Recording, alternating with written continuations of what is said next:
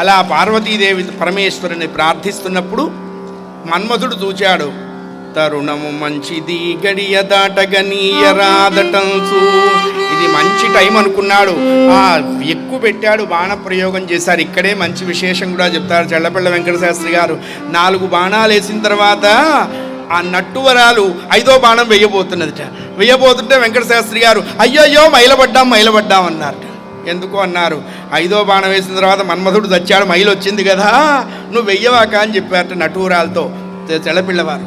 అట్లాంటి మహానుభావులు 4 బాణాలు వేసేటప్పటికల్లా పరమేశ్వరుడు కన్ను తెరిచి పార్వతీదేవి వైపు ఆయన తన చూపులు ప్రసరింపజేశాడు. ఆవిడ పరమేశ్వరుని చూసింది. ఏమైంది ఇక్కడ అన్నారు. పార్వతీదేవి యొక్క దివ్యమైన మనస్సుని పరమేశ్వరుడు గ్రహించాడు అని చెప్పారు. అందుకనే ప్రేమ వేరు కామం వేరు అని చెప్పారు. ప్రేమ శాశ్వతమైన